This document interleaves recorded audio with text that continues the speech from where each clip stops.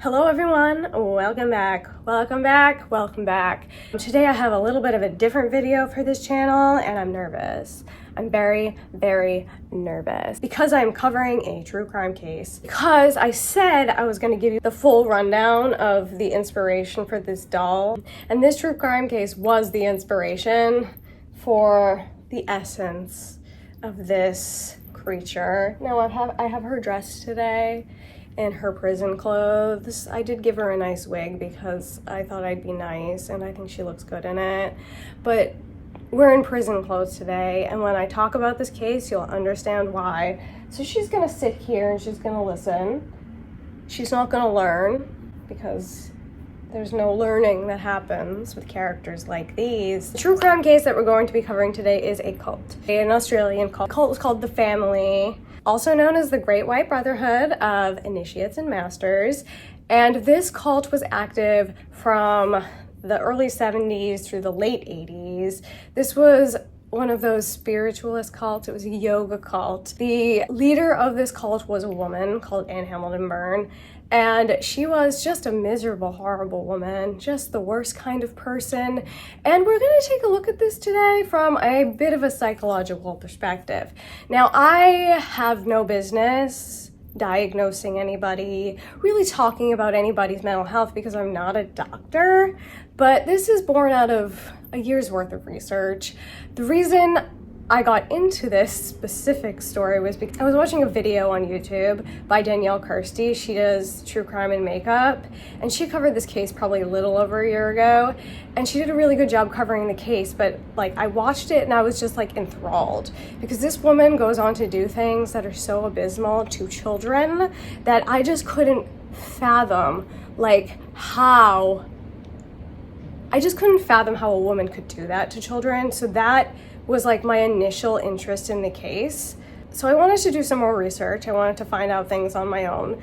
And the next thing I did was I read this book. This is a book called Unseen, Unheard, Unknown. That's the cult motto. Obviously, they want to hide their hideous, disgusting, creepy activities. And this is written by one of the children that was actually in the cult. At the time she wrote this book, her name was Sarah Hamilton-Byrne. She did change her name to Sarah Moore later on.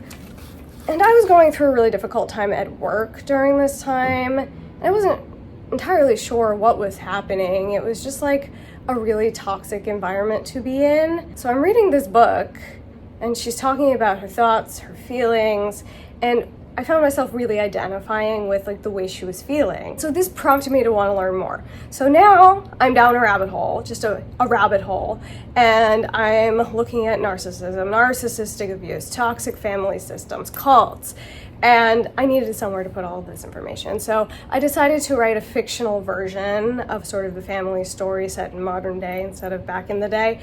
And I wrote a 10-episode television series. I literally puked this out in probably a month. The first draft was done in like a month, and I've been working on it ever since. So I have this screenplay.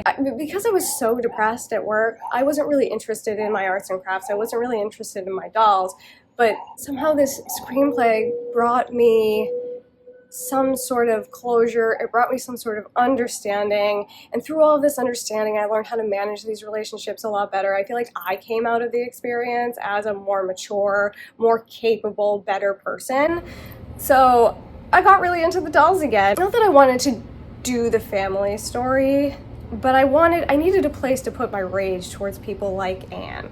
And so this was the doll that I chose for that. She looks good for it because she's got face like a slapped ass. She's sort of the doll that I sublimate my rage into for people who are narcissists, for people who lack empathy, for people who don't give a second thought to using and abusing people. And she's a witch character, which I actually think witches are wonderful and great, but she's also got like the mental health issues layered over the top. In this particular case, in the family case, there was never any justice. Absolutely no justice for the adult members of this cult whose lives Anne ruined, for the children who Anne systematically abused. Sublimation does tend to be the healthiest form of dealing with your issues. So here's the sublimation of my rage. If you want to learn more about her story, you can go to my Instagram. It's different than the family story. It's not really the same, but it's the same vibe. So I'm going to be talking about the family today from a bit of a psychological perspective. I feel like people don't do this, and it's probably because they have no right to, because they're not doctors and neither am I. So take everything I say with a grain of salt. They are opinions based on research, is basically the situation that we're looking at today. So to talk about the cult, we have to talk about the woman, the leader, the cult leader, and her name is Anne Hamilton-Byrne, but she was born Evelyn Grace Edwards. I'm just gonna call her Anne for the rest of the video because that's what she went by. She was born in Sale, Australia on December 30th, 1921. She's a Capricorn, and this is important, so remember this. She's the eldest of 7 children, and she was born to parents Ralph and Florence Edwards. And despite Anne's fantastical stories about her parents being of royal lineage and owning castles all over Europe and being descendants of the line of David and world travelers and studiers of Buddhism and Eastern religions, and her mother being special, Ralph was actually a World War I veteran. He was a railway worker, and he actually was running from unpaid war veteran debt. That was like his whole vibe, and I'm pretty sure he went to jail. So there's that. Florence, her mother, had mental health issues. She was famous for setting her hair on fire in the street, and she was a schizophrenic. So that's the parents that we're looking at, the genetic makeup here of Anne Hamilton-Byrne. And because her parents were often missing for various reasons, she was actually put into an orphanage as a child, and orphanages back in 1920s, 1930s were just rife with abuse. We do not know what happened to Anne in the orphanage. There's no information about that. But she was enrolled in Sunshine Primary School in 1929. Here's a photograph of that. She's the little angry one with the space buns, and every time I see a child with space buns, I think of Graveyard Loon's screaming toddler in space buns, and I feel like that's a good vibe for Anne, but I don't know anything about her as a child really, other than this is what she looked like. And she was bullied in school because she was kind of heavy, and the kids called her Putty, which is really mean, and bullying is never okay. Just let's put that out there. Do not bully children. It will mess them up. And so it's speculated that as the eldest child, she was responsible for caring for the younger children. And that's pretty much all we know about Anne's childhood. We don't know very much about it. We can make speculations about what happened, but that's it. That's all we really know. And nobody knows what was going on with her in the 1930s. People say this could have been the time that created her, but here's a photograph of the entire family seemingly together on some sort of outing. So she may have been with the family. The parents may have been a little bit derelict. Who knows? Nobody knows what happened, so nobody can really say for sure. But the fact of the matter is she was abandoned by her parents. She was neglected by her parents. There was a responsibility forced onto her that like no child should have to take on. And so with the wrong temperament, this could have been plenty to create the situation that happens in the future. We don't really know what happened to Anne. And there's clues. There's a lot of clues in her future behavior, but for now I'm just gonna move on. Anne gets married to a man called Lionel in 1941. Here's a photograph of her on her wedding day. She looks happy. Good for her, probably just happy to get out of that house. In 1941, 2 pretty significant things happen. It's World War II, her husband gets sent off to war, and her mother goes to the psychiatric hospital. So now Anne's sort of alone. She is a newlywed and also alone, which, you know, isn't the best situation. At some point, in and around this time, Lionel actually goes AWOL from the army, and they can't find him. They're looking for him. They don't know where he is. And this goes on for 8 months. They cannot find this man for 8 months. And the military police are searching for him, and they find him back with Anne. So he's back with Anne, and he's arrested, and he's re-enlisted into the army. And during this time, Anne must have fallen pregnant because she has her one and only biological daughter, whose given name was Judith. She later changes her name to Natasha. I will be calling her Natasha for the rest of the video. This happens in 1943. She is now alone. She's got a baby. She's probably suffering from some postpartum symptoms, just based on the genetics pretty sure we can say that with a degree of certainty. She's not doing well mentally. Her husband describes her as acting very strange and very abnormal. Not particularly descriptive, but from that we can glean that she was behaving in one way and now she is not behaving in that same way. And so for whatever reason, she ends up going to a doctor. Whether her husband said you should go see a doctor or she chose to go there on her own volition, we do not know. But the doctor, there's a note. I'm gonna put the note on the screen. The diagnosis from the doctor is that she was depressed, she was anxious, she was neglecting her child. There's mention of her mother's mental health issues in this note also. And the note actually asks for her husband to be released from the army because she does better. She does better when he's with her. This is just an opinion. This is my opinion. But these diagnoses as depressed and anxious are probably symptoms of a greater personality pathology. And so now I'm going to talk a little bit about the psychology of Anne Hamilton-Byrne and what we'll go on to see from her in the future. So there's something called the dark tetrad, and that's just 4 personality traits that are grouped together a lot. You see them a lot in conjunction with one another, and these are generally subclinical. So a lot of people have these traits and it sort of works on a spectrum. But when we're talking about Anne, we're always talking about the far end of the spectrum, the bad end of the spectrum, the end of the spectrum that is scary, the scary end of the spectrum. First trait in the dark tetrad is narcissism, and this is grandiosity, perceived superiority, and a sense of entitlement. We all kind of have an idea of narcissism.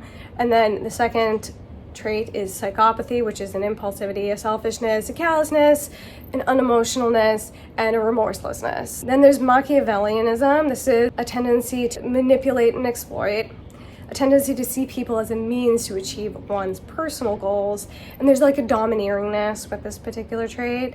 And then of course there's sadism, which is a tendency to derive pleasure from pain or humiliation of others. So that's the dark tetrad, and fits into this pretty well, and you'll see that in the future. And now we're going to talk a little bit about narcissism. Because as a non-doctor, it's not hard to see that Anne Hamilton-Byrne was a narcissist. And there are 2 types of narcissism. There's grandiose and vulnerable. Grandiose narcissism is the one that most people are familiar with. It's the one that most closely lines up with the clinical diagnosis of narcissistic personality disorder. And this is characterized by high self-esteem, clear sense of uniqueness and superiority, with fantasies of success and power, and lofty ambitions. Then there's a social potency marked by exhibitionism, authoritativeness. There's a charismatic charm about these people, and it's a very like self-promoting style of interpersonal relationships.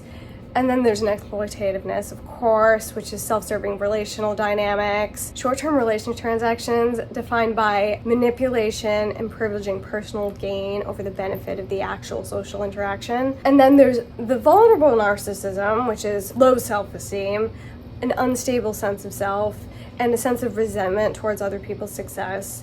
There's a social withdrawal with this one. It is a result of shame. There's a distrust of others' intentions and concern over being accepted. And then this is the one that we're going to be looking at right now, a neediness and an obsessiveness in relational dynamics. Long-term relationships defined by excessive need for admiration, approval, support, and there's a vengefulness when these things are not met. So both types of narcissism are characterized by profound lack of empathy, insight, and there's always a sense of entitlement in these people. So throughout her life, Anne seems to sort of like vacillate between the 2, and this is more common than you think, because as soon as your ego is bruised, you kind of like fall into the vulnerable category, and that causes the sort of lashing out that you see with narcissists. I'm just going to talk about some behavioral things that you're going to see within narcissistic relationships. And of course, narcissists are expert liars and manipulators, and they'll often like make up grandiose lies to protect their fragile egos. They will rope somebody into one of these relationships through love bombing. This is the idealization phase, and they make you feel special and loved in a way that is unlike anything you've ever experienced before. They're very good at this. And then there's sort of a slow indoctrination. And this may include isolating you from your loved ones. There's some light censorship in there. There's ignoring boundaries, of course, that's a big one. And then the devaluation phase begins. This is characterized with things such as gaslighting, of course, which makes you question your reality, feelings, and emotions.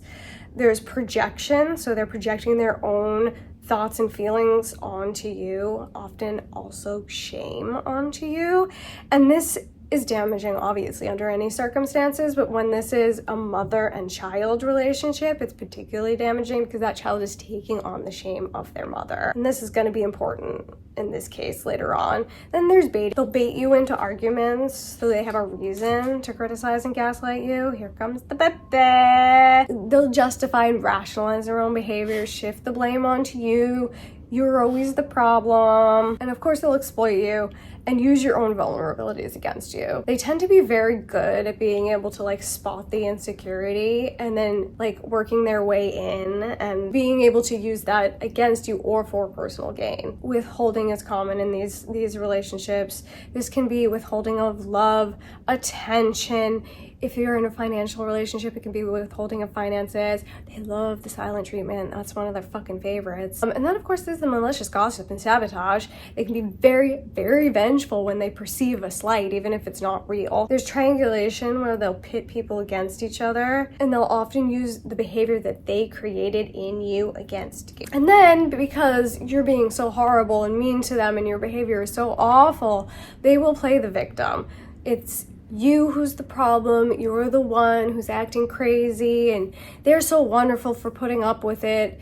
You get it. Basically, horrible. When somebody has had enough and actually decides to leave one of these relationships, they'll resort to hoovering, which is they'll suck you back in with things like future faking, promises that will never come to fruition, and then they'll start the love bombing again, and the whole cycle starts all over again. The results of all of this is them having a very high level of control over you through a trauma bond, which is a deep, distracting sense of love and connection that blocks you from seeing the toxic cycle.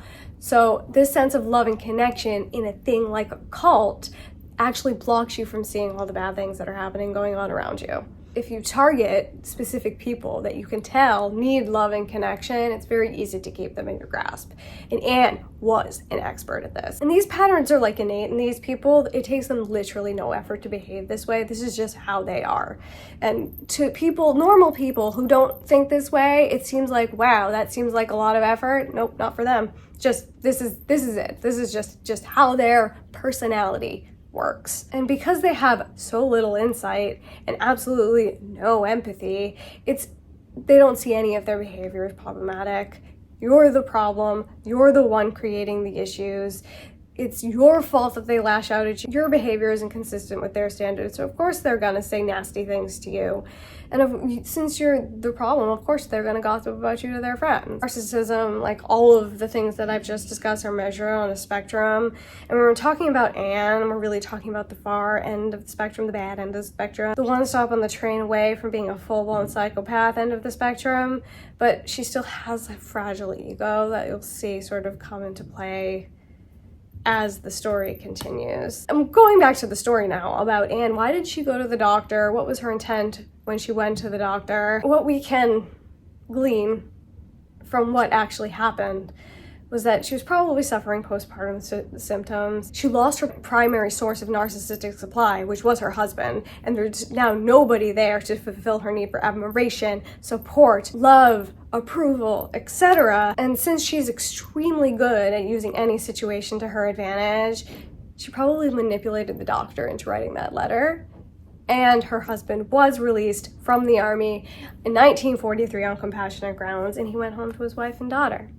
And we don't hear anything from this family again until 1955. They live in Sydney now, and Natasha is a teenager. People speculate that Anne actually wanted to have a bigger family. She wanted to have more children. She tried, but she had a whole bunch of miscarriages, and she actually says herself that she had babies that died.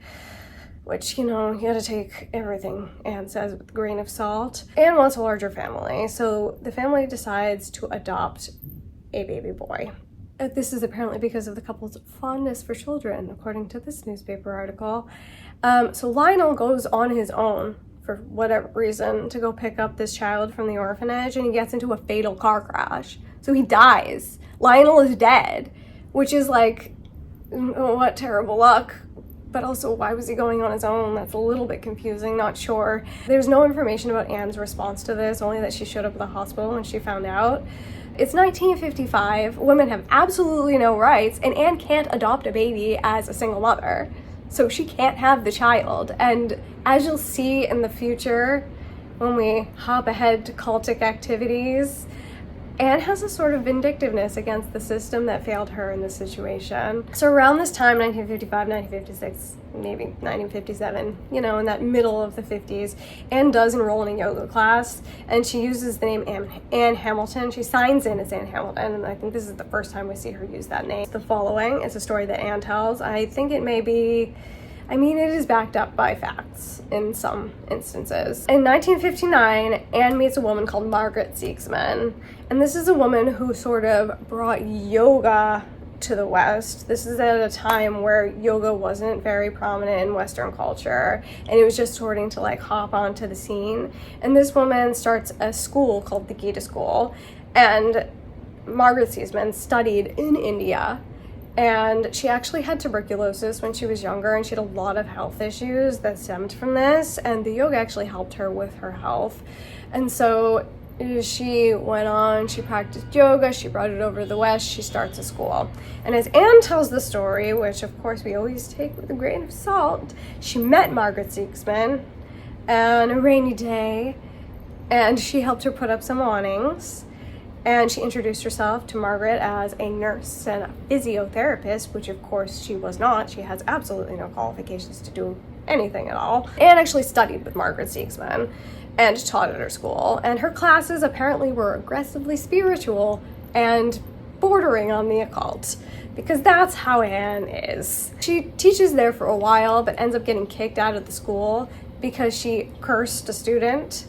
She was having a disagreement with the guy, and she did this in front of everybody. They were like in the kitchen for whatever reason cleaning up. And she said, quote, "He's not going to be here tomorrow. He's going to be very sick." And of course, he was very sick the following day. And of course, it could have been coincidence, but there were other situations like this that happened in the orbit of Anne. She would say things like, "Oh, he's gonna have a heart attack," and then of course he goes home and has a heart attack.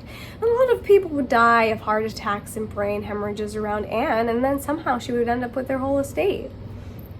I don't know. Nobody ever looked into it. Who knows? Maybe it was just a coincidence. So Anne has nowhere to teach, and of course this is when Anne starts her own school. And most of her clients, most of her students, I guess we should call them students, most of Anne's students, I think some of them followed her from the Gita School because they liked her for whatever reason.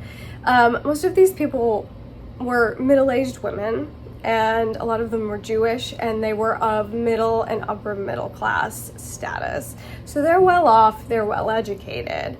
And Anne apparently helps them with a lot of their health issues. She helped them with their marriage issues. Of course, like, her solution to a lot of the marriage issues was just get a divorce, and they did. They listened to whatever Anne told them to do because she's all-knowing, she's all-powerful.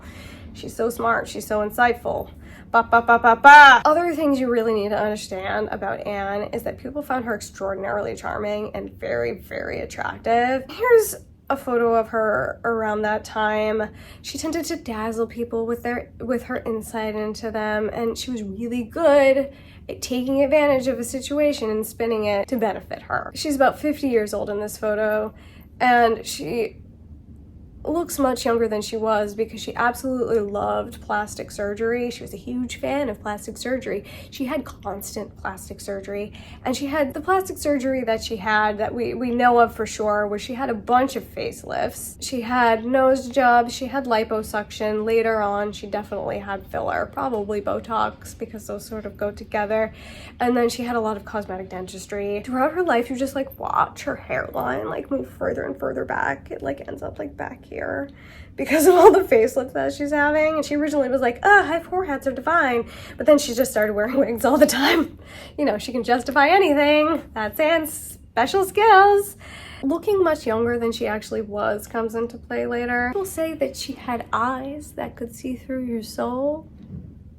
And when I look at this photograph, I see empty, hollow, nothing eyes. I see nothing in those eyes. So I feel like these people are almost projecting what they wanted to see into her. But anyway, we're moving on because the next part is super important. So she's got this following mostly of upper middle class, well-educated Jewish women in her little orbit, but that's not enough for Anne because nothing is ever enough for Anne. And she wants more. More and more and more. She wants more followers, more prominent followers, more rich followers, because that way she can take advantage of their money and their status. This is when she decides to target a man called Raynor Johnston, and he is a very important part of this story. This man is the master of Queen's College in Melbourne at the time. He's a physicist by trade. However, he's very interested in the science of the paranormal and the occult, and he is a fan of Eastern religions, considers himself an expert on Eastern religions, and has written many books about these topics at the time of this all happening. So it's very probable Anne just read these books and was like, haha, perfect. I found him. Here he is. This is the perfect guy to rope into my orbit and get me what I want, which is more followers, more money, more.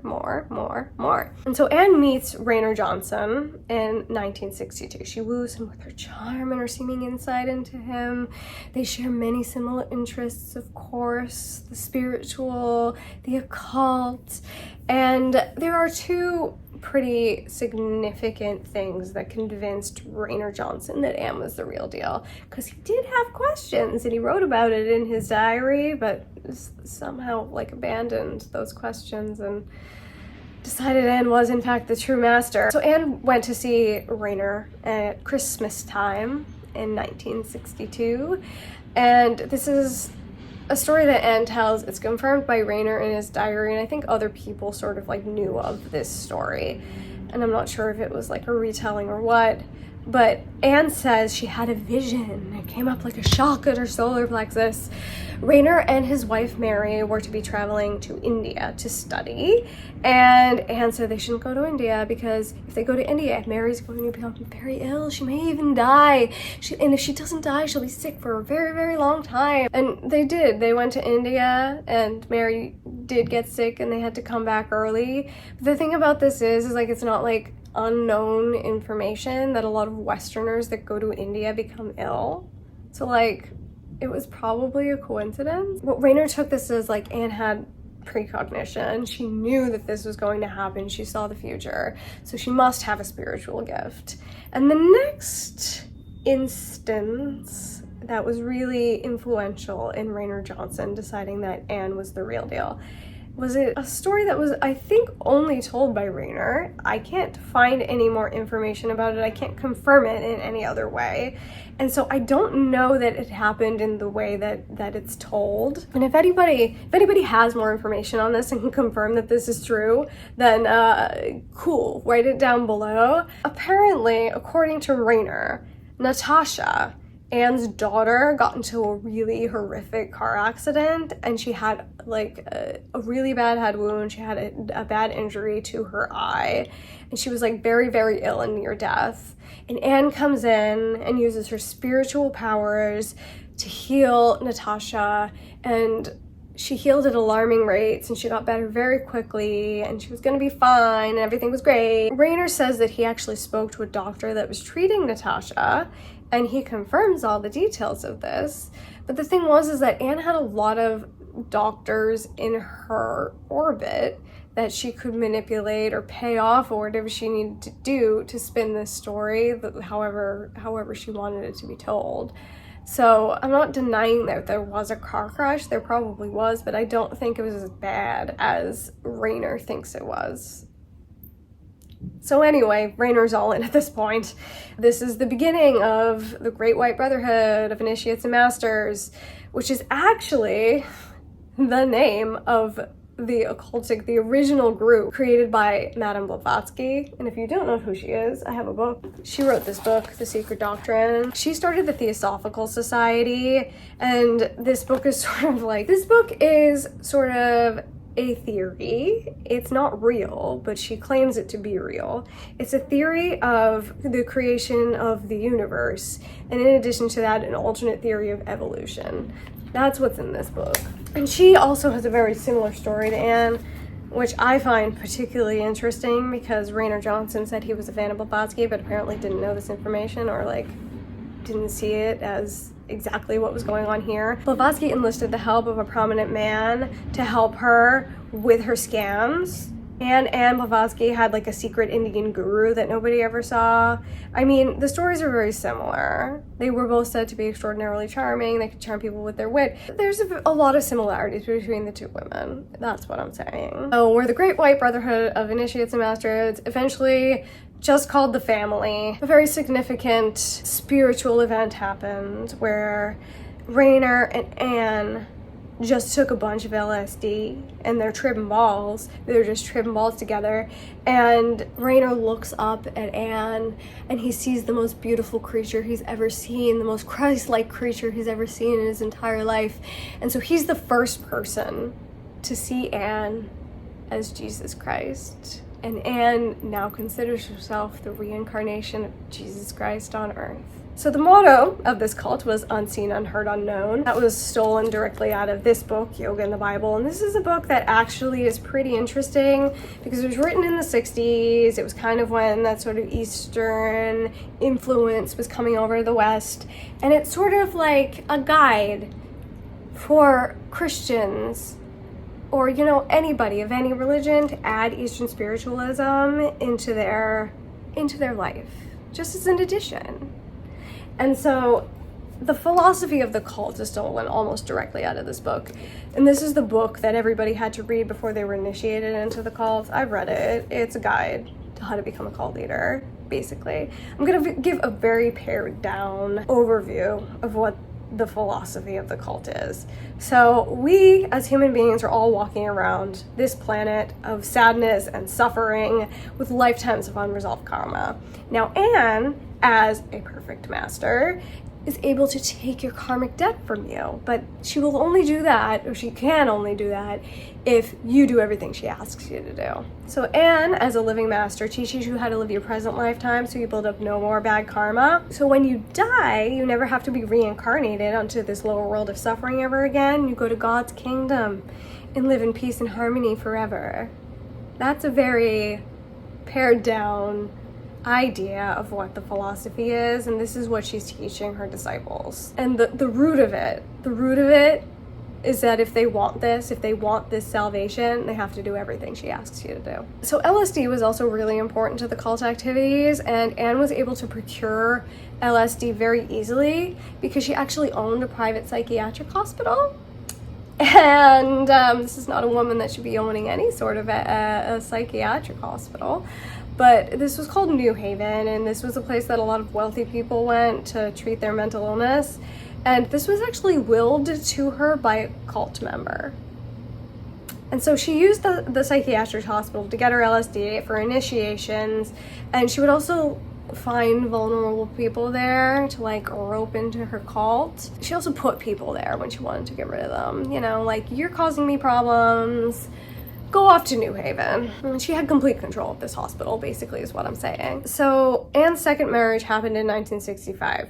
She married a man called Michael Riley. This man was actually a gardener, landscaper, or something like that, to Raynor Johnston. And I feel like probably the only reason she got married to him was to dig up dirt on Raynor Johnston, to keep him in her orbit, to keep him thinking she's so insightful, but he claims to have awakened her sexually, which I don't know what that means, but it sounds questionable. And I'm going to talk about Anne and sex for a moment because I think it's important, and I think it sort of gives you some insight as to maybe what happened here. Anne was said to have been extraordinarily modest. She never wore revealing clothing, and she was said to have never been seen in any sort of state of undress in front of anybody, and this could have just been because she was insecure, but I feel like it was more than that, because what I'm about to tell you justifies that. She had an absolutely filthy manner of speaking. She often used words like pussy and titties, and when she would get real mad, she would go on like expletive-laced like rants. But she also talked about sex in her discourses as one of the great powers of the universe. And she once said to one of her followers, "Sex, baby, that's all there is." In reality, it seemed like there was a lot of shame surrounding sex for Anne, and she liked to project the shame onto other women in the cult and her children, who we're about to get into. She liked to berate women for wearing revealing clothing. She would often call people like whores and sluts, which is disgusting. She would talk disparagingly about women in general, and she treated them very poorly. And she did this with her girls, and this gave them like an extremely poor self-image. When they went through puberty and they were like developing into women, they thought they were disgusting. They couldn't look at themselves in mirrors, and it just had like a really horrific lasting impact on the children. It probably did some of the adults as well. While she would put these people under LSD, she liked to accuse women of wanting to be raped. She would project sexual connotations onto like almost anything, and she would do this with children as young as 5 years old. And one specific thing she said of children, literal actual children, was they walked like they wanted men to look at them. And the children would create like little fantasy games to play, and of course to Anne these all had sexual connotations. The children, because they lived in such a horrific environment, would often rock, and when they would rock, they would be accused of masturbating. They weren't allowed to shower for long periods of time, because if they showered for long periods of time, obviously they were pleasuring themselves. And so I don't know, once again, I'm not a doctor, but I think we can glean from this that Anne and sex equals shame somehow. But anyway, she got divorced from Michael Wiley in 1966. She probably had enough dirt on Raynor or whatever. She got bored because, you know, that's a feature of the personality. Or maybe just sex wasn't as good as he thought it was.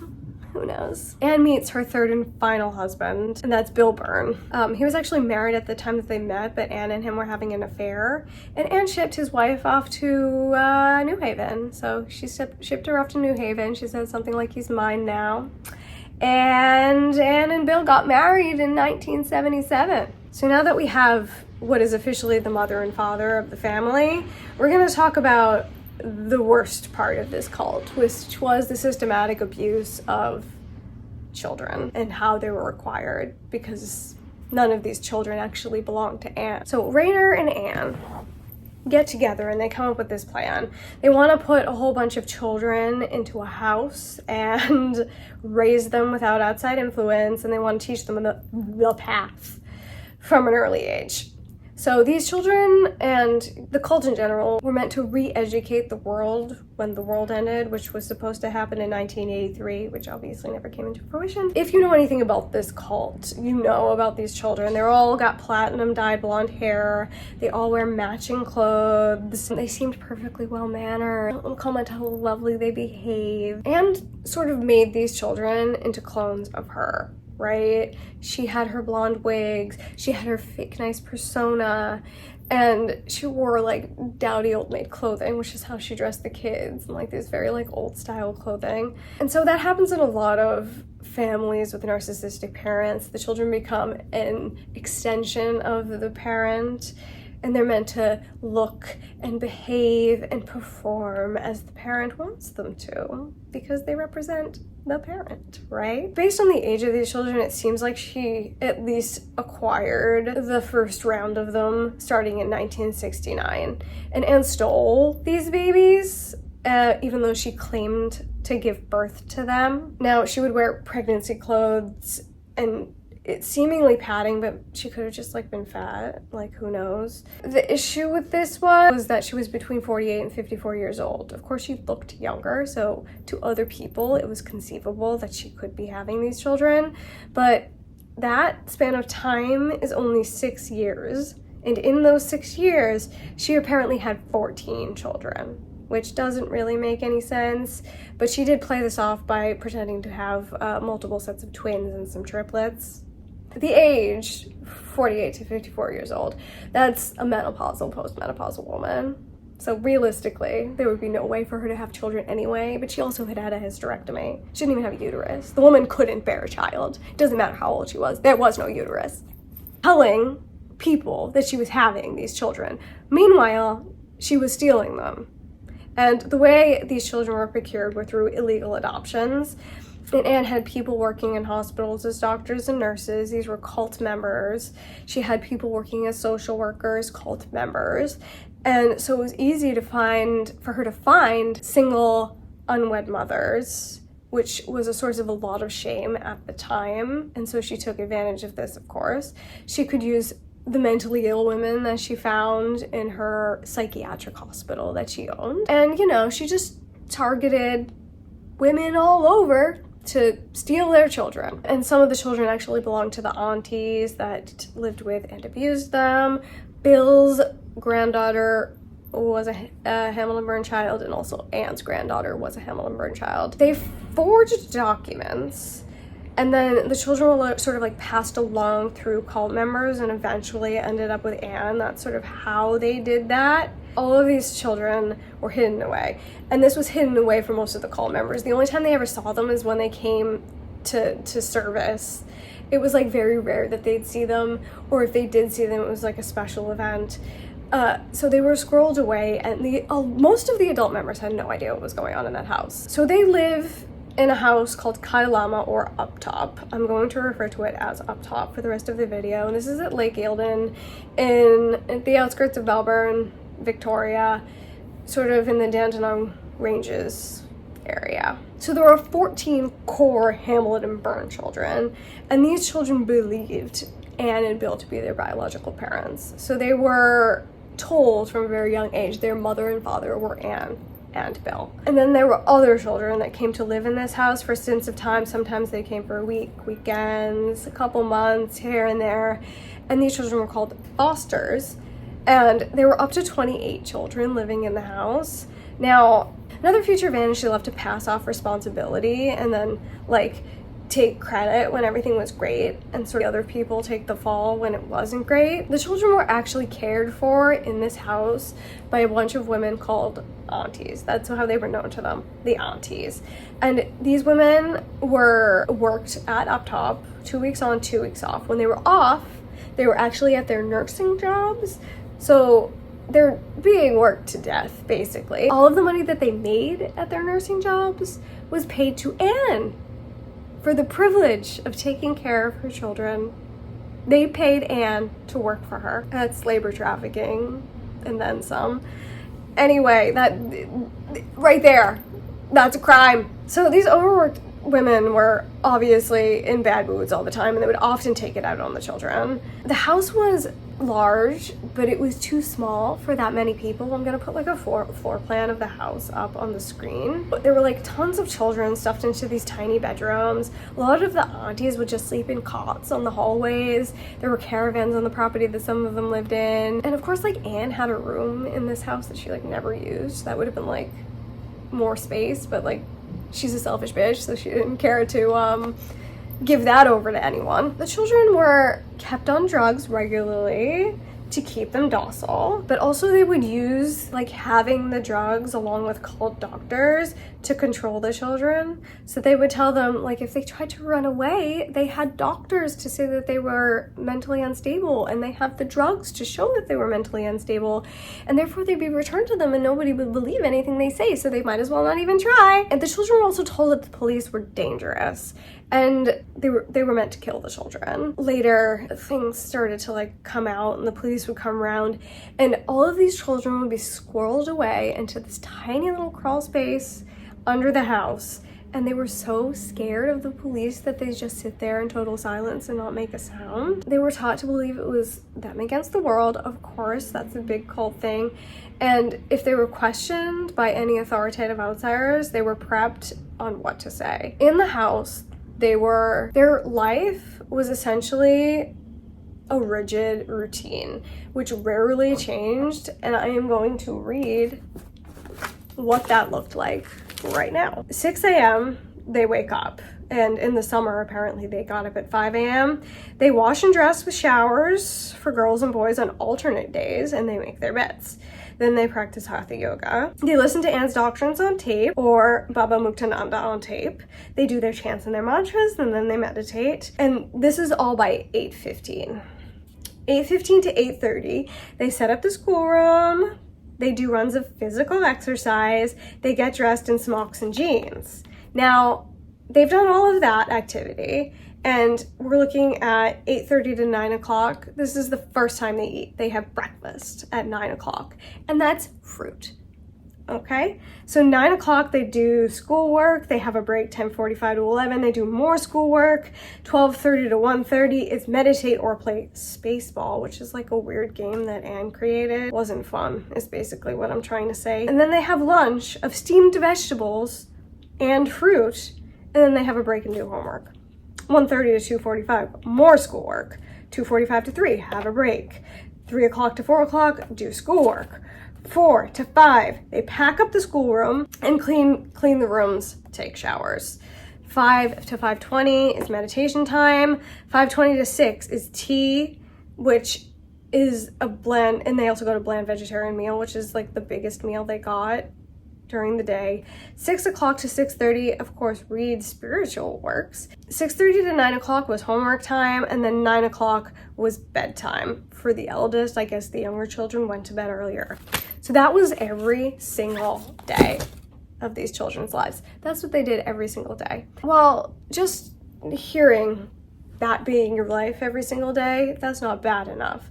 There was horrific abuse going on in this household, and this is probably the worst part of the story. I mean, it's all bad, but this is by far the worst part. So if you don't want to hear this, I'll put a timestamp on the video, and we'll get back to like more adult cult activities later. Anne has written for the aunties to follow a rule book. She signs off on every single rule in the book. However, the rules would change constantly, and they were very arbitrary, so the children could never really keep up with the rules, and therefore would be punished constantly. Punishable offenses here. This is what we're talking about with punishable offenses. They would include wetting the bed, and that includes children of any age, but also if you know anything about child abuse, children tend to wet the bed when they're living in abusive households, so bedwetting happened constantly. There was food stealing in general, impertinence to elders, whatever the fuck that means, being cheeky, and then there was an offense called dumb insolence. And I found this one particularly interesting because it's an offense in military discipline that displays attitude or defiance towards a superior without open disagreement. So this would be something like an eye roll or a grunt or something like that. Anne's dad and husband were both in the military, so I don't know if that one came from her or some other person, but I just found that to be interesting. Punishments for these offenses would include beatings, and those would be with canes or rulers. Bill liked to use his fists. Anne loved to beat children with stilettos. That was her favorite. That was her method. She liked to throw things at them. There was one incident where she kicked a kid down the stairs. A lot of Anne's abuse does seem to be emotional abuse, and we'll see that more later on, but she would impulsively pop off and get physical. But for the most part, she left the physical abuse to other people. Anne would also ensure that friendly groups of children were separated, wouldn't want them to start a coup or something, right? And also, any dissent obviously was met with punishment. Writing lines was one of Anne's favorite forms of punishment, and this was basically just writing a phrase over and over again, up to 500 times. Her favorite one was, "I will not be impertinent to my elders." And as the kids got older and their like spare time, they just used to write, "I will not be impertinent to my elders," like over and over and over again, just in case they were like subjected to writing lines. They'd like already have pre-written lines. They learned the system and how to work within it, which I suppose all children do. A big punishment was missing meals, which is important because these children were already not being fed properly. They were given fruit for breakfast, vegetables for lunch, and then the dinner was like a little bit better, but not by much. And they were like supplemented with a lot of vitamins, but there were a lot of starving children in this household. There were some children that lived there that actually had pretty severe mental health issues.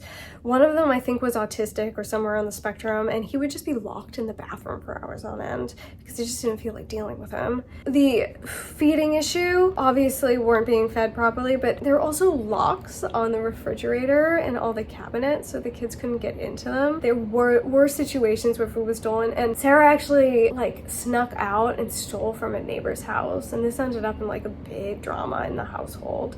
But they were just literally starving, and they were so hungry that they would eat grass, they would eat birdseed. They had a bunch of animals living on the property who were fed properly because Anne loved animals, and they would like pick through the animal bowls and eat whatever was left over from the animals. Like, these children were starving. There was another punishment that, if you know anything about this case, you probably heard of. It was a dunking or a ducking, and I've heard it called both. Now, a ducking was actually used to suss out witches back in the day, and that was the one where they dropped them into the river to see if they'd float or sink. But this particular punishment would be in order to get children to confess to perceived crimes, and they would have their heads forced into a bucket of water, and they'd be held there, and then they'd be pulled out and asked, did you do it, did you do it? And if they don't answer or don't confess, they get dunked again. And so it was like to suss out, like, who was the troublemaker. The adults would want them to rat each other out. And some of the children were rats. There was one called Benjamin who was like the biggest rat, and he did this obviously for self-preservation. But then there was Sarah, who, she's the one who wrote the book, but she hated rats. She would never, ever rat anybody out. Most of the children were on this camp. They'd keep their mouths shut, but Benjamin was a problem for them. There were a few children in this household that actually suffered from a condition called psychosocial dwarfism. This is a result of living in an abusive household, but basically the growth hormone in these children is never released, so they do not grow. There was one girl in particular who at the time of the raid was 12 years old, and she looks like a little baby. I'll post a picture of her here. She's, I don't know, she's probably 10, 11, 12 in this photograph, and she just looks like a child of 5 or 6. Another one of Anne's favorite pastimes, well, she loved to travel, so she was out of the country a lot, but one of her favorite pastimes when she wasn't around would be to call the house, and then she wanted to hear the screams of the children as they were being beaten. Sadistic much? I'm gonna talk about a few particularly egregious incidents now that happened in this house involving Anne and Bill. And there was one that Sarah recounts in her book where she had done something wrong. Probably wasn't, oh, you know what it was? She had gotten some magazines when she hung the photographs of like the sexy boys on the wall, and Anne came in and like lost her damn mind, and she started beating Sarah with her fucking stiletto because that was her favorite method of beating. But she got tired because she didn't have the stamina to actually follow through. And so she calls Bill to continue the beating, and Bill beats Sarah so badly that she sees stars. And most of these beatings were done in front of all of the children, and this one was done in front of everybody. This next one was so shocking to me that I had to stop reading the book after I read this incident. And so Anne is sitting in, I believe it was the living room up top, and she was sitting with the children, and for whatever reason there were some adults that were over, and she's recounting a story. And this story is of a little girl called Cassandra, and she's one of the children with the psychosocial dwarfism. I don't think that's her real name, but that's what she's called in all of the material. She was a baby. She was 2 years old, and she was being fed by one of the aunties. And I guess Anne decided like she wanted to do some work for a change. So she picks up the spoon and goes to feed the kid, and the kid snatches the spoon from her and starts flinging the food all around. And this is, I feel like, a common thing with kids. Like, kids do that. That's what kids do. Like, whatever, clean it up. Like, that's what a responsible adult will do. But no, what Anne does, she proceeds to brag in front of the children and all of these well-educated, well-off adults that she got so violently angry and beat the kids so badly that the auntie in the room had to force her to stop because she was afraid Anne was going to kill her.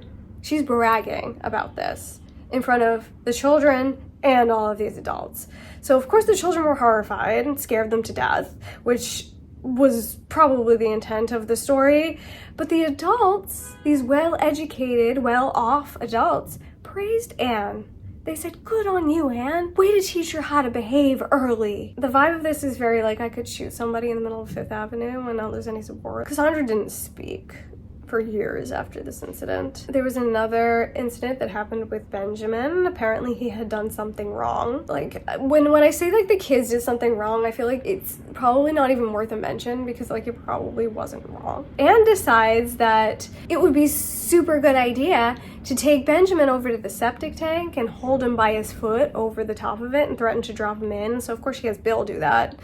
And I don't know for sure, but I imagine she stood and watched from a safe distance, knowing her, she'd, pass off the work to somebody else and then sadistically watch. There was another incident that happened in front of a bunch of adults where Anne threatened to pour bullet ants. She like gathered bullet ants in a jar and threatened to pour them down the backs of children, of course terrifying them. And this was apparently because the children were being cruel to the ants. And Anne loved animals so much, and animal cruelty, in her mind, the greatest of all sins. And anyway, the adults laughed and thought this was so funny, and Anne was so delightful and hilarious. She's so fucking sick. This last one, I marked in the book as, this is important, come back to this later, and I never really came back to it, but I feel like I have to read it from the book because it's so bizarre. I'm gonna do that right now, I gotta find it. So one of the girls, Andrea, apparently grunted or something at Bill when she said hello to him, like on a stairwell. That would be an act of dumb insolence. Bill absolutely lost his mind and exploded, and he grabbed onto her and he hit her repeatedly, punching her, this young girl, with all of his strength, and eventually threw her against the wall. That's the overview of the offense and the resulting behavior from Bill. Now here's what Anne does. Shortly after Bill's explosive beating of Andrea, Anne called all the girls downstairs to the girls' room in an attempt to explain Bill's behavior. Instead, she ended up berating us. I would have been 12 or 13 at the time. Anne spoke to us in a crude, almost incomprehensible manner. She said life came down to gynecology. She said she'd been a nurse and she knew a thing or two about loose women. She referred to her time, oh my God, it's worse. She referred to her time as a matron when she allegedly had seen prostitutes strung up with their legs apart and great cancers coming from their genitals because they had been such sluts. She said, I can't even read this. She said she smelled enough fannies in her time to know a slut when she met one. I don't know what that had to do with Andrea grunting at Bill and him beating her to a pulp, but that was her reaction to it. I'm not sure how those things relate, but it seems psychologically important. The children are getting older, they're starting to question more, they're starting to be more defiant. Anne is absent more and more, obviously, because she doesn't feel like dealing with it. And it's sort of like a feature of psychopathy to get like bored with things. So it's like really possible she was just kind of over the whole thing. And she just wanted to like go be somewhere else. So she would travel to one of her many homes. There was also the reality that the kids were getting large enough to fight back. There had been a few incidents in the household where children had fought back with the aunties. And there was one incident where Leanne actually did get into a physical fight with Anne. I'm gonna put this photo up. You can see that Anne's not a very large person, and the girls featured in this photograph are essentially towering over her. She's very small. Anyway, doesn't really matter. Leanne and Anne were having a verbal argument. Anne impulsively starts popping off and hitting Leanne. I guess she climbed on top of her on a couch or a bed or something. She was like straddled her, which is like so weird and gross. And Anna is just on top of Leanne going to town on her. And I guess Leanne was finally like, I've had enough of this shit.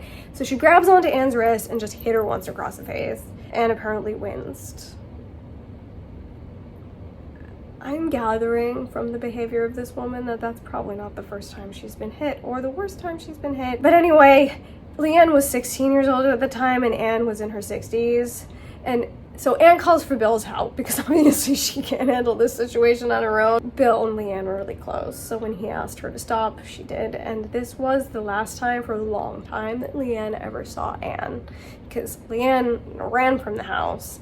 Anne was off somewhere around the world the following day, and eventually Leanne was kicked out of the cult. She did end up living on the streets, but she found some really kind, generous, helpful people. They ended up actually helping save the rest of the children, which I'll talk about later. Sarah recounts having been cursed by Anne and then kicked out of the cult.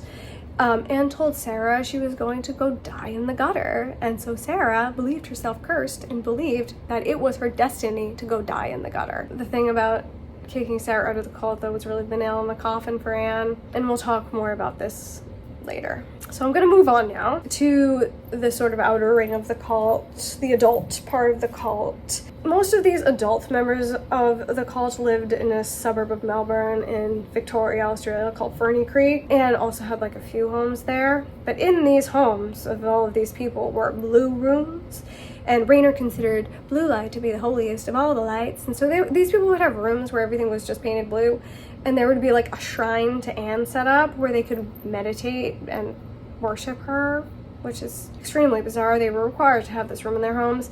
So Anne, in addition to her houses in the Ferny Creek vicinity, she had homes in Kent in the UK, New York in the Catskills, and seemed to have a place to stay in Hawaii because she was in Hawaii a lot. She was extraordinarily rich from the money that she essentially stole from all these people, these cult members, these well-off cult members, from all the things that she got left to her in wills from people that just randomly died.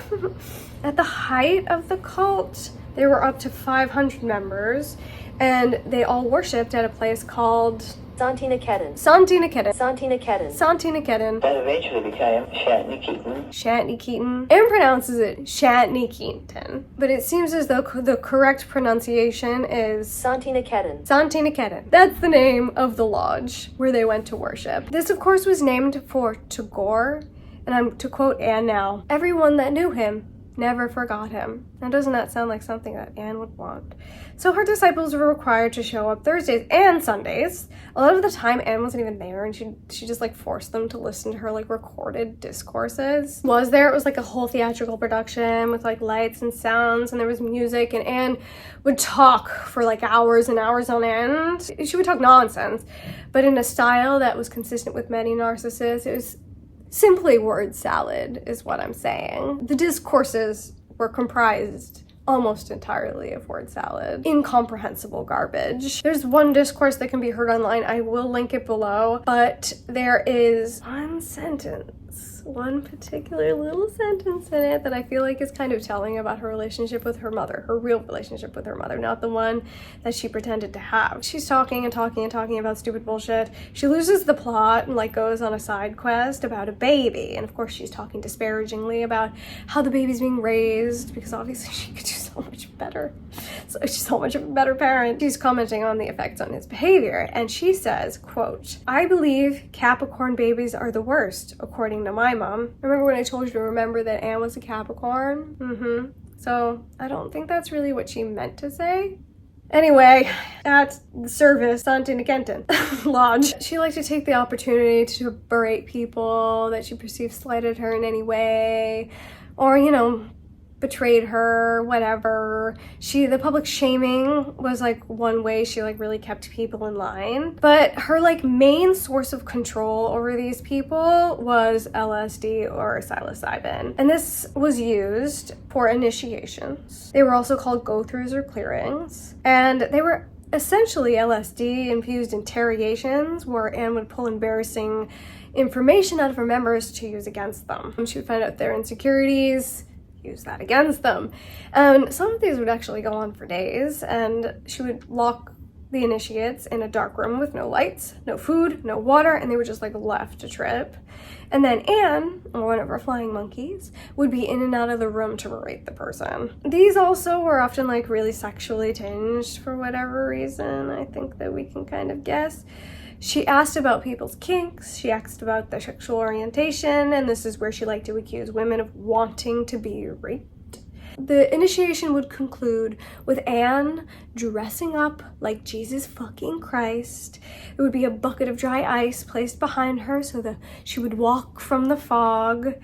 And the initiate was expected to see Anne as Jesus Christ and accept her as their master. So children were initiated into the cult as young as 14. Sarah talks of being on LSD for an entire week. Her initiation was traumatizing to her, essentially, and she was like completely out of it for an entire month after the fact, and she was having constant flashbacks, and she was actually put through 2 more times, and she said the latter ones were less traumatizing, but like, we're traumatizing children by giving them LSD. Cool. Here's a few stories that I feel like really get to the heart of what this cult is about. So Anne, as a woman, couldn't control her members in the same way that men like to control their members with sex.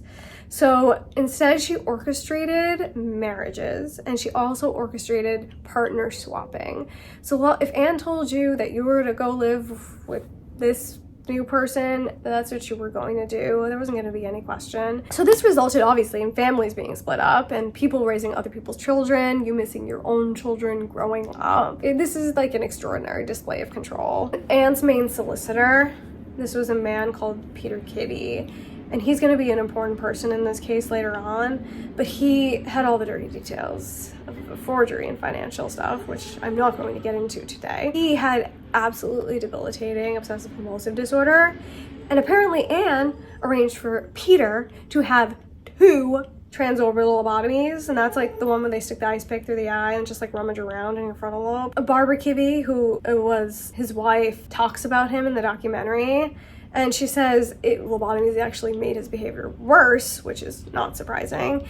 And Anne actually arranged the marriage between Peter and Barbara said that she found it very, very difficult to live with a man who had such extreme mental health issues. Barbara's kids spent some time at Up Top, and they came back to her completely traumatized. One of them didn't speak at all for literal years, and he actually did end up deciding to unalive himself. This left Barbara devastated, and she herself had a lot of mental health issues after this, with like serious bouts of depression. She did a lot of therapy, it seems, and did get through it. She also said that Anne was extremely cruel to pregnant women, which is probably just because she was jealous that they could actually have children and she couldn't. There's another story from a lovely woman called Frances. I'm going to put a photograph of her here on the screen because I think she looks like a beautiful little forest nymph, and I feel like Anne was probably jealous. Anne actually arranged for her to get a baby, and this of course was through an illegal adoption. Fran had no idea that it was illegal. She thought it was illegal adoption. She just thought that Anne was helping her procure a child legally. Anne actually took Fran's baby to England with her and told Fran that as soon as she got her nursing certification, because nursing was like super important to this cult, Anne would give the baby back. So of course, ferociously, Fran starts working on her nursing certification. She gets certified. She calls up Anne. She's like, hey, I got my certification. Can I please have my fucking baby back? And Anne refuses to give her the baby back. Now, this particular story did have a happy ending because Frances did get the baby back before too much damage could be done. But, like, that's insane behavior on Anne's part that I guess we shouldn't be surprised at this point because she's certifiably insane. And there were, like, tons of stories like these, but these are just a few that I felt like really got to the root of the person, what we're dealing with here. The control that Anna had over these members is obviously like pretty extreme, and I feel like a lot of people when they hear about situations like this are like, how could that have happened? And when we're talking about these people, we're not talking about dumb people. These are well-educated people. A lot of these people are doctors.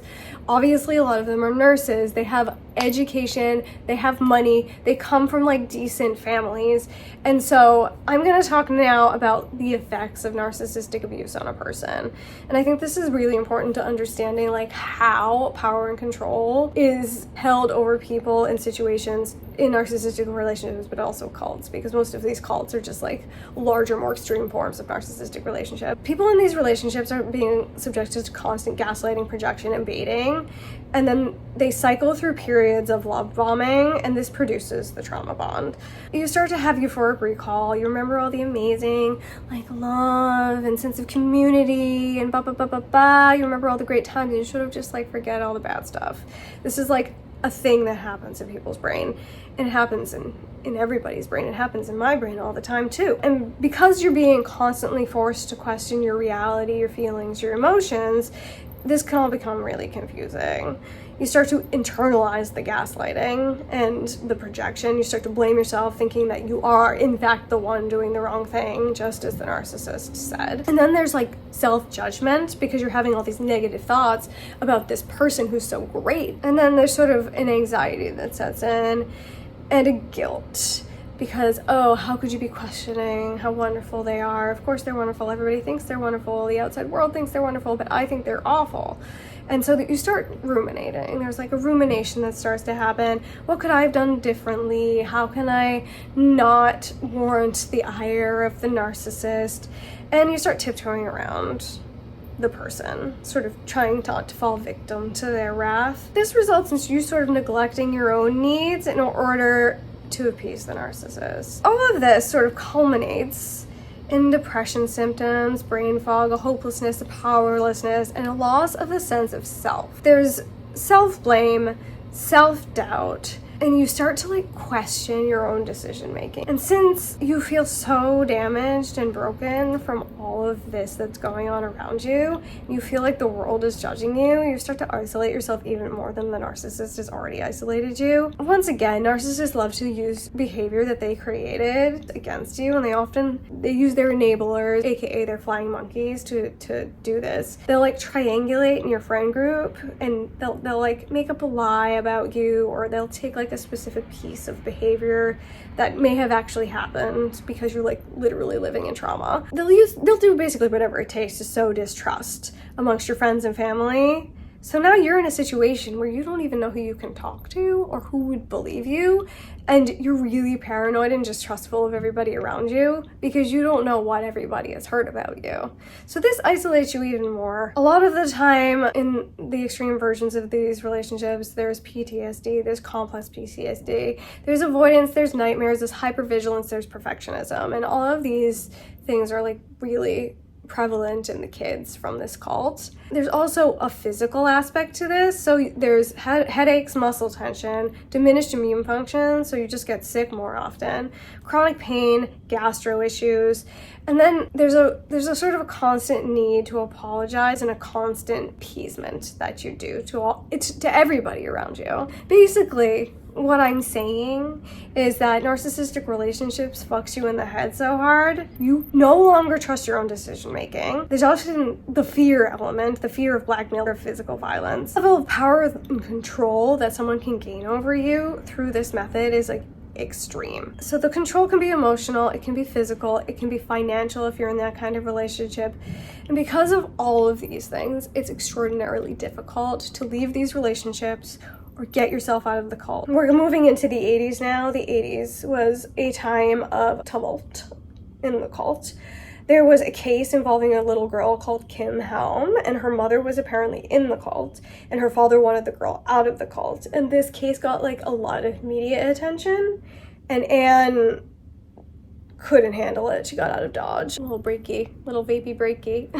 As I had mentioned before, Leanne and Sarah had been kicked out of the cult. Leanne was actually coping a lot better than Sarah. Sarah was having a really hard time with identity because she found out she wasn't Anne's daughter, and her whole life was like turned upside down. She had no idea who she was. She was full of shame and insecurity and fear, and she had like a full range of the mental health symptoms consistent with narcissistic abuse. Sarah may have been struggling mentally. She was still an extraordinarily empathetic person, and she was so worried for the children remaining in that house. She knew the situation was dire, and she and Leanne go to the police and tell them everything. A lot of the details of going to the police were actually orchestrated by Sarah, and they did manage to get a page out of Anne's rule book as evidence, and they just told the police everything that they were subjected to. Now, this isn't the first time that the police have heard this story, because when Leanne was kicked out of the cult, she actually went to the police and told them everything, and they didn't believe her. So a lot of this,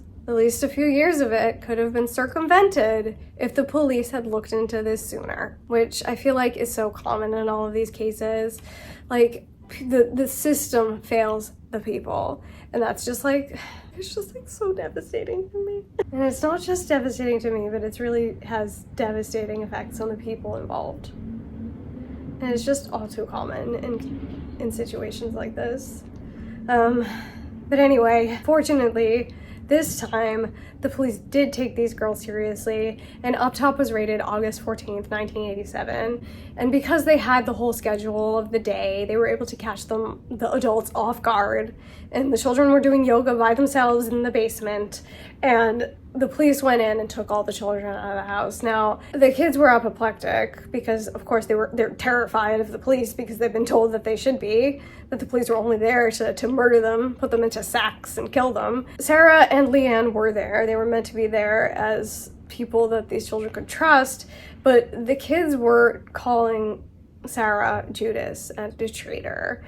And that was obviously really hurtful and devastating for her. Bill was apparently in the house when this happened, and they just left him there, which is unfortunate because they wouldn't catch up with Anne and Bill again until 1993, and that's 6 years from the time of this raid. But once the children realized that the police weren't out to murder them, they did start to open up. Of course, the police fed them heaps of amazing food that they'd never had before, so that really helped. Each child gave testimony to the police. They told everything. They told of all the abuse. They told of the indoctrination. Most of them were very grateful. All of them, I think, ended up being very grateful to be out of that house. The kids with the psychosocial dwarfism grew at alarming rates, and they did end up sort of catching up. So that's great to hear. Sort of should have been evidence, shouldn't it have been? All of these children found out through the investigative process that they were not Hamilton-Byrne children. Most of these children did find out the identities of their real parents, and some of them were, of course, devastated by that fact because some of them were the aunties that abused them. The only kid that didn't find out who their real parents were was the little girl Cassandra, because Anne wouldn't give up the goat and kept pretending that she was Cassandra's mother. But it was physically impossible for her to be anybody's mother other than her original biological child. And of course, they all were doing better. They got placed all together in a home, and the people were really caring and they were really helpful. However, they did struggle to assimilate into the real world because they had never lived in it and they knew nothing about it. The struggles continued on through adulthood, and there are a lot of success stories in this. The investigation continues, and everyone who knows anything about this cult is giving testimony. There was a special task force created in the Victoria Police Department called Operation Forest. Now, everybody has a story, but nobody really wants to testify against Anne. And apparently, somehow, all the evidence was lost. There were drugs and prescription pads found at Up Top. The rule book was found there. There were jars and jars of LSD blotters found in Anne's house. And all of this somehow went missing. All of it. Just gone somehow. Don't know how that happened. The drugs and the LSD were no longer in anyone's system, so they couldn't use that as evidence. Apparently there was no evidence of abuse physically on the children, which I actually found quite hard to believe. The fact that most of the kids were literally starving should have been evidence enough, and the kids with psychosocial dwarfism really should have been evidence enough, but apparently it wasn't. So apparently nobody knows where Anne and Bill are. But they managed to do 2 television interviews, both of them in Hawaii. The first one they agreed to because they wanted to dispute all of this stuff coming out about them. And the second one was an ambush by a reporter called Marie Maurer, who's really involved in the case and got really close with a lot of the children. And these interviews are extraordinarily bizarre. I'm gonna put video right now so you can see what I'm talking about. No Aryan race? What's this Aryan race business? You're talking about Germany, aren't you? No, we didn't want the children to look alike like the so-called Nazi children. They've been labelled as. I wanted them to look like brothers and sisters, though. I must admit this. I love them. I love them in their little smocks and jeans and the long hair and ribbons. It was beautiful. It was lovely to see. Why did you start to take in the children? Over 21 years, 28 young people went through our hands. Why did you do that? I love children.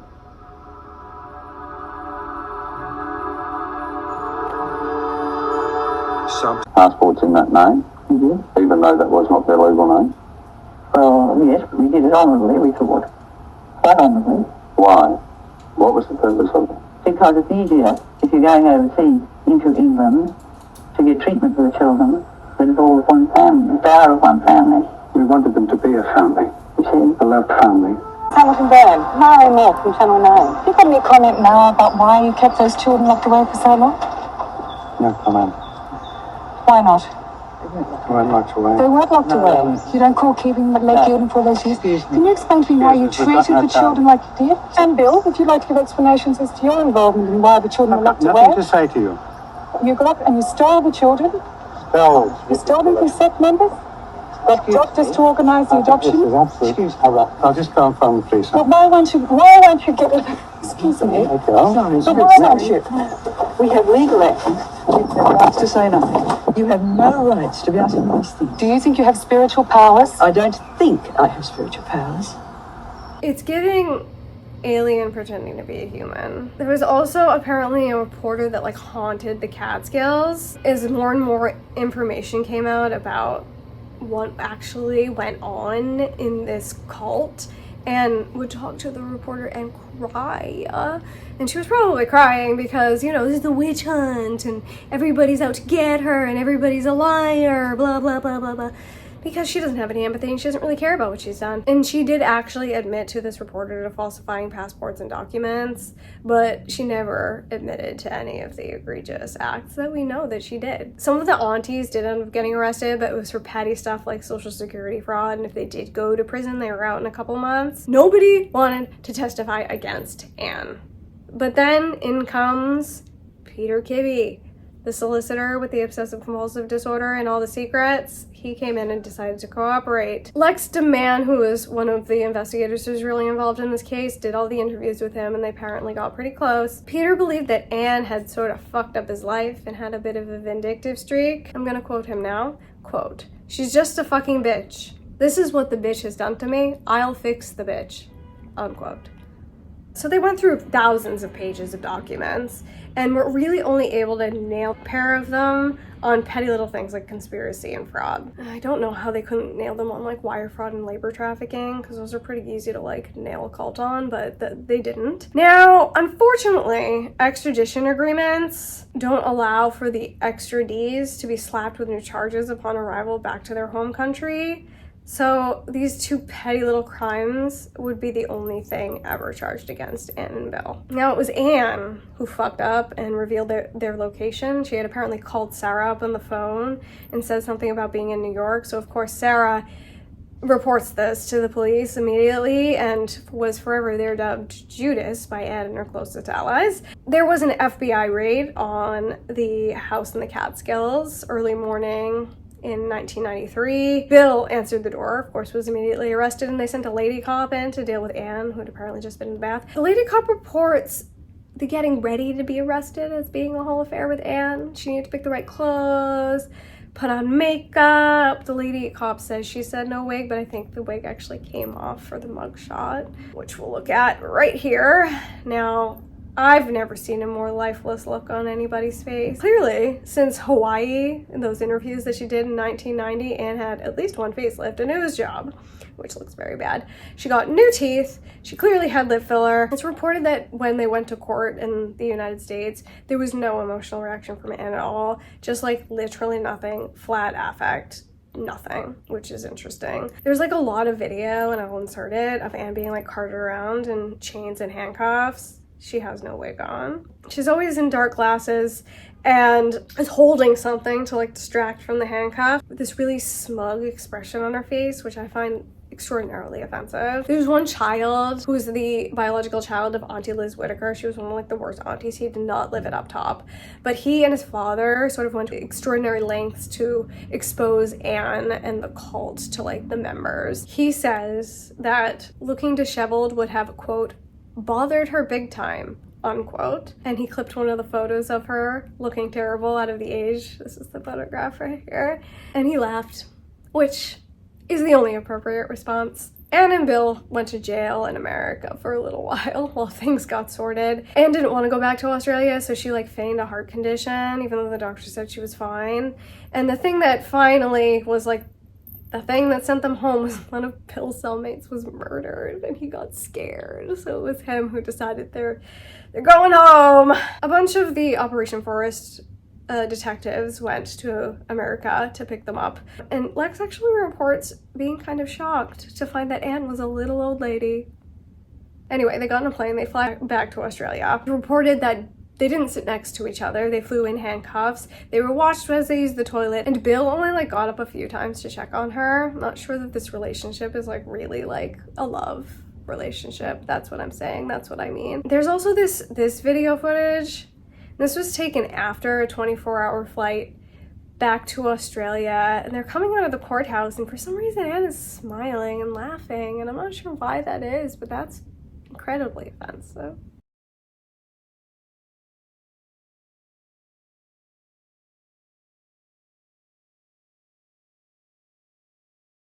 So they were given bail, of course, and electronic ankle monitors. There were trials to like sort of sort out the details, but there was no real trial. There was no evidence really given. Bill and Anne were convicted on the one single charge of forging birth certificates, and their punishment for their crime was paying $10,000 in total, which I'm sure was just money that they stole from their members, and it was nothing to them because Anne was a multimillionaire. The penalty for this particular crime was up to 5 years in prison, but they were just let go to walk free amongst the people. Anne literally destroyed everything she came in contact with. The adults and children who escaped this cult had a myriad of mental health issues. There are success stories. Many of the Hamilton-Byrne children did go on to have children of their own and break the cycle of abuse. They didn't hand down the generational trauma to their own children, and I imagine this was extraordinarily difficult for them, and broke apart families. A lot of her actions resulted in drug addictions, of course the mental health issues. A lot of people did end up unaliving themselves, and it's just like absolute horrors all around. I would like to believe that this couldn't happen today. Like, they wouldn't be charged with nothing because there are new laws, coercive control laws at like a very minimum, and there would be some sort of justice, but who knows really, because when you're powerful or famous or a celebrity, maybe they just let you do it, don't they? Sarah here, my girl, Sarah, was one of the most outspoken children. She did go on to become a doctor, and she helped a lot of people, and that was what she really wanted to do. She wanted to be able to help people, and she seemed like a genuinely empathetic, caring person, and she was like so strong and brave, and I don't think she ever knew it. She did end up losing her medical license because of a drug addiction, which I think was a really devastating blow to her. She did try to unalive herself 2 times, and one time it resulted in her losing her leg, and she did end up having a lot of health issues to follow, and she did die in 2016 from these health issues at the age of 47. Santiniketan Lodge is still in a battle for ownership today, I do believe. There is video footage of it that you can find on YouTube. I'll link the whole video below. And after all of this, spent the rest of her cogent days locked up in her house in Olinda, and she kept Bill there too, and she would apparently stand over him while he was dying and force him to write checks. She had a few hangers-on. She proclaimed that people were trying to kill her and wanted her dead. The remaining few members that came around, I think, were like looking to like inherit her money or her power. They wanted something from her. She actually claimed poverty, but was still like extraordinarily rich, and the house she was locked away in was worth over $1 million. She put a lot of her money into a nonprofit called All Creatures Great and Small. It was an animal rescue. The reality here, going back to vulnerable narcissism, was that Anne couldn't face the shame. The people looking at her and knowing what she did, hating her. She couldn't handle any of that. Also, she probably couldn't handle getting old, no longer being beautiful, sought after, and admired. She didn't want the world to see her for what she was, which was a horrible, evil, miserable bitch. So she stayed inside her house, and she retreated back into her fantasy world where it was safe, and only her most loyal members would come around and fawn over her greatness. Sarah would still go around to Anne and they would talk. And of course, Sarah was drama bonded to Anne. There's like no question about that. And of course, this is what Anne wanted. The whole experiment, what it was all about, was to take these beautiful children and to create the perfect family that Anne could never achieve with her first husband, that she never had growing up. And she wanted all these children to love and admire her forever, give her the unconditional love that she was never given as a child. Now, I think for Sarah, like, she was really looking for like the answers, the why of it all. She wanted closure. Her blog, which is still up, and some of her social media, which is still up, you can kind of glean that from like the topics of discussion on there. I think she wanted to understand the why. I really think she wanted to understand psychologically and psychosocially why this happened. And I don't think that she ever found out, or maybe she did, but she never said that she had, and wasn't really going to talk, let's face it. She wasn't going to tell the truth. And even if she decided that she wanted to tell the truth, she really lacked the insight to be able to like put the pieces together. There was a really horrific interview done for 60 minutes with Sarah and Anne. I'm not gonna put it in this video, but I'll link it down below so you can watch the whole thing, because I feel like if you're gonna get it, you really need to see all of it. One of her flying monkeys, Michael Stevenson Helmer, was there, and they like really pile on Sarah, and it's pretty awful to watch, and the reporter is just flabbergasted and completely unhelpful. Anne refuses to apologize, and of course she has no remorse, because she wasn't sorry for what she did. It was everybody else's fault. Anne was diagnosed with a pretty fast-acting form of dementia. In 2007, she ended up spending the rest of her life in a nursing home, being cared for by doctors and nurses, and forgetting all of the terrible things that she'd ever done. She did die in 2019 at the age of 97, and frankly, the world is a better place without her on it. I really wanted to take a look at this from a psychological perspective, and I did that also in my script. That's what my script is about. It's a psychological thriller. And I really wanted to do right by the victims. I wanted to make sure to honor them and their bravery and their strength. And I wanted to look at the narcissist's behavior and what shapes that behavior, and do that without glorifying them, as so many other spaces really like to do. And so I hope it was also a little bit educational from a person with no credentials. If you're interested in any more on this case, I can recommend here. This book is pretty good. This is done by the same people that did the documentary, which I will link below. There's Yoga in the Bible, if you want to understand the philosophy. Also, this book written by Raynor Johnston called The Spiritual Path. This was one of his later books and has an extraordinarily dark tone compared to a lot of his earlier books. I just found that to be interesting. This one was written in 1971. That would be after he met Anne. Then, of course, there's this book, which is a little bit hard to come by. Unseen, Unheard, Unknown by Sarah Hamilton-Byrne. The Secret Doctrine by H.P. Blavatsky. And if you want to learn more about narcissism and narcissistic abuse, there's a great YouTube channel, Dr. Ramani. She is a narcissism expert, but there's also this book I can recommend, It's Not You, and this one really goes into detail about narcissistic abuse and the effects of it on a person. So those are some great resources if you're interested in learning more. I'm going to end this video with some parting words for Anne, and this is a quote from Benjamin, one of the up top children. Quote, "She's with Lucifer now, her master," unquote. And I think that's right where she belongs. So that's all for me today, everybody. I will see you next time. Have a great time. Have a wonderful, wonderful time.